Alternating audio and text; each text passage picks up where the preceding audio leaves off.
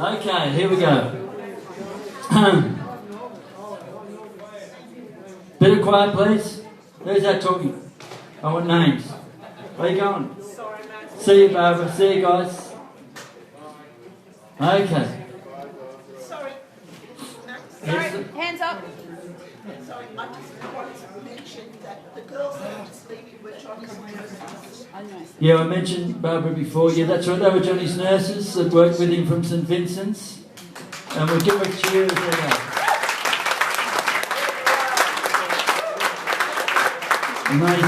Amazing work. It's still getting crap money, as Johnny said over and over again.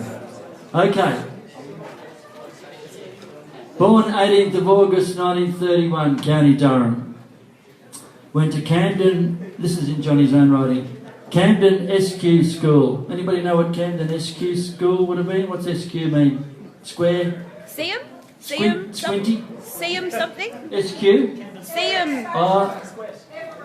Squire. Okay, we don't care. Till 1944, which means he left school at 13.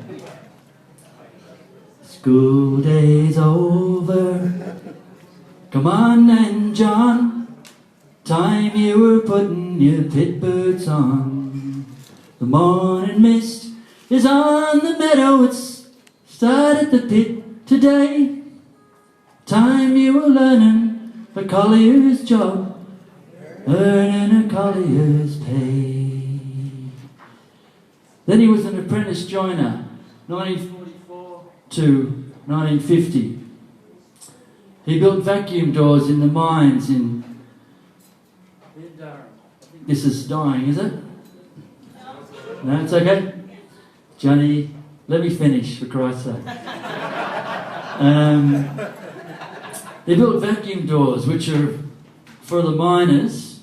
So when they dug out a chamber of coal, they'd have a doorway, a rough doorway. The joiners upstairs on the earth would build the timber doors, bring them down, fit them into this rough-hewn hole, which blocked off that chamber, sealed it completely from the poisonous gases that were always in the mine. And then they'd move from that chamber to the next chamber with the fresh air being pumped in. So they had to be very tight closing doors, as you can imagine. That was Johnny's apprenticeship. Sailed to Brisbane, 1950. Not a 10-pound pom, as alleged, a 20-pound pom. Very expensive, our Johnny. Miner's life is like a sailor's, board a ship to cross the sea. Every day his life's in danger, still he ventures, being brave.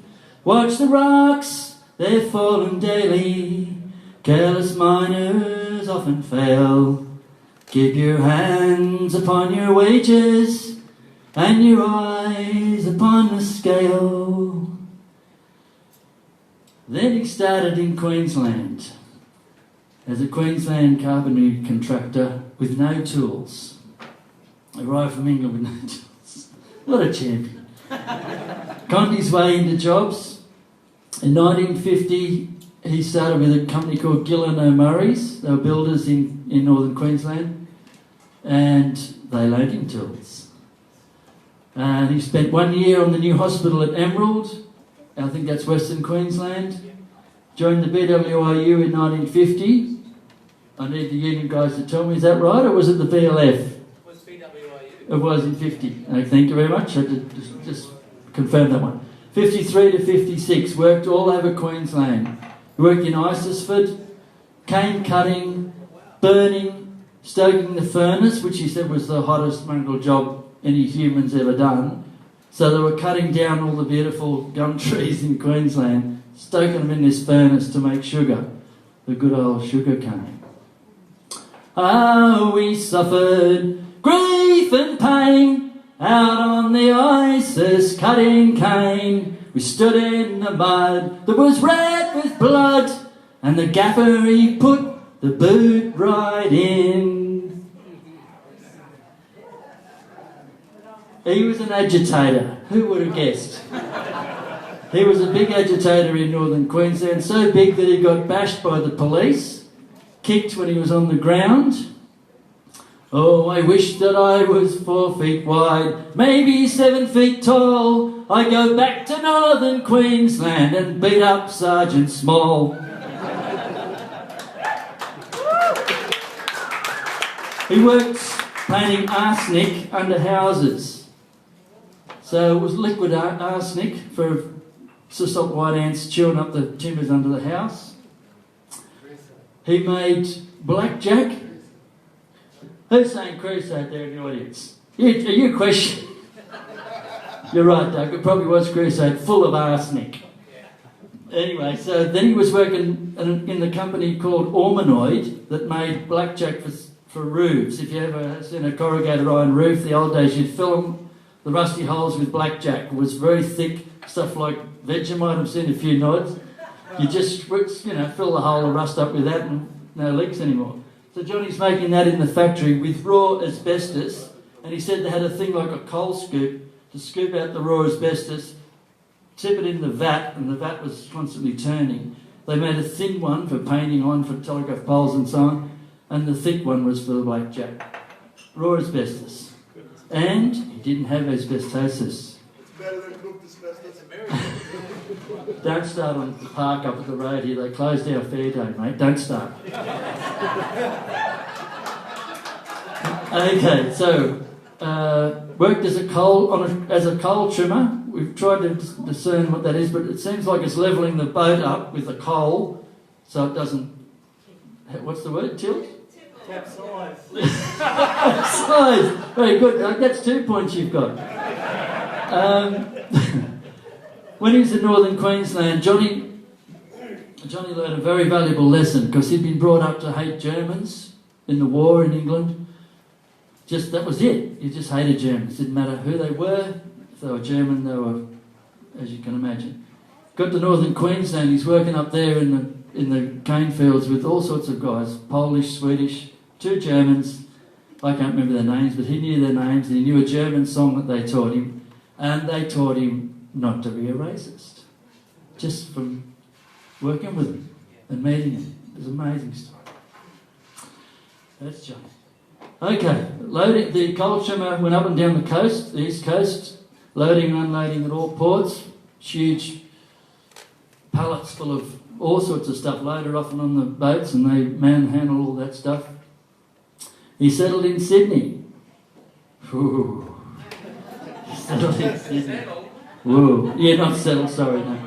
He did a trades test in Victoria with the master builders or somebody in Victoria, and you had to do a theory course. He did that, and you had to make a joint. Well, he didn't mind joints either, for that matter. But he had to make a mortise and tenon joint.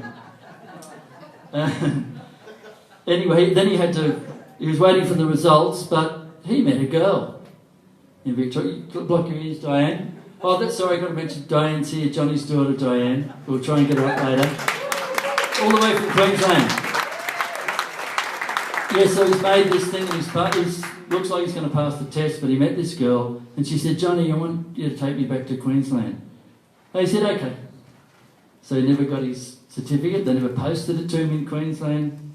He never had a certificate to say he was a tradesman, but we know. There's a letter from the Sydney master builders. He applied to them to be registered as a worker. Big letter about how he wants to get registered as an actual worker to work on building sites and so on. And back a letter saying, sorry, your request is denied. Like pretty much, you are not a worker. So Johnny worked for most of his life, didn't even know he wasn't a worker. And you guys in the union let him in? Come on. Anyway, so around this time, I think we're about 1968, so that's about 30 years on so far. He met Diane's mum, Judy, and they were married. Yes, you heard me right. Johnny Clough got married. Woo! Johnny! and they lived at Wurrunga, was it, Di? Willoughby. Willoughby, right. and had their son Adam, who is still in Queensland, probably cutting cane. Then, we won't go into what happened then, but Johnny's single again. Whoa, what happened there? I had nothing to say on Christmas Day when you threw all my clothes in the snow.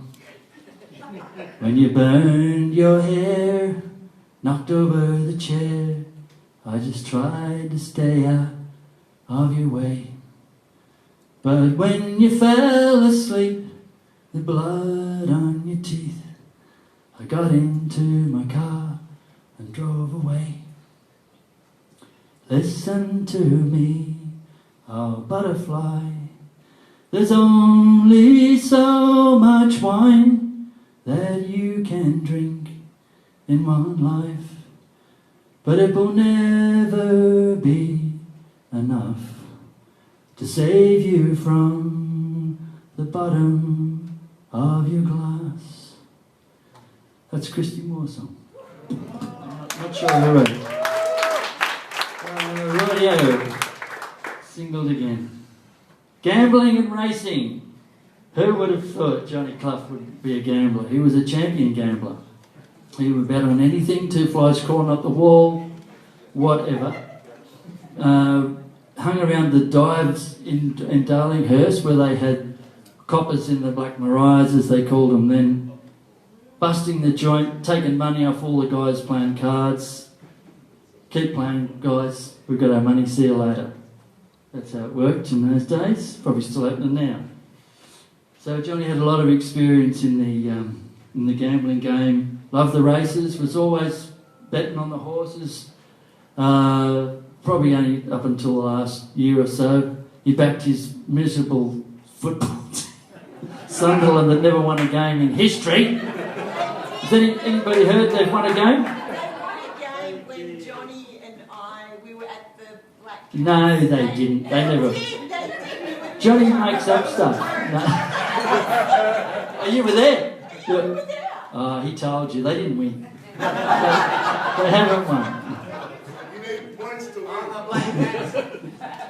Dennis Kevin said, we will finish rich as pharaohs if we back the chestnut filly from the district of Monero. She's a trier, she's a flyer, don't you knock her or decry her. She's 66 to 1. When she wins, we'll all retire with me whack for the dough, for the diddly idle day. That's the Johnny Dingo one. Righty. Now, this script I've got here says that I met Johnny Clough, and I can't remember when. I think alcohol was involved. It was a St Patrick's Day. We'd actually gone to meet John Dengate for the first time. Me and Russell, old mate Russell at the back. Russell might tell me, do you know when it was, Russ? It was in the Toxteth pub, John told me. Yeah, he makes up shit too, no. It was the Thurles Castle, wasn't it? 87? So, yeah, I think it was before that. Anyway, that'll do. So I went to meet Johnny Dingo with Russ, and in the beer garden of the Thurles Castle is the famous Johnny Clough. Oh, what a day. It was St Patrick's Day, Guinness forever. It's the one I didn't die. Anyway, we've been mates ever since. Where are we? Oh yes, from here to the vague years. Not necessarily for Johnny. Johnny remembered everything, but for me it's a bit vague. But I've got to tell you about one of Johnny's great mates when he lived at the Thurles. He lived 2 doors from the Thurles. And no, we're not going to talk about Jim Connor. So who said that? I want names. His name was John Holmes. Holmesy. And we've got Holmesy's sister Kathy here. Good on you, Kath. Glad you come down from... Where were you from? Singleton or somewhere? Yeah, Central Coast. Holmesy was an absolute genius. He was an engineer, I would say. He had a little flat near Johnny at Chippendale, and he had a beautiful workshop. Johnny loved him because he was such a great tradesman, and they talked forever, those two guys. They even did the cutest thing ever. They used to cut each other's hair. Cheap bastards. Wouldn't pay for a barber, would they? No, cut each other's hair. That's why Jenny loved his hair so much, because Holmesy cut it. I'm jealous. You're jealous. Jenny's jealous.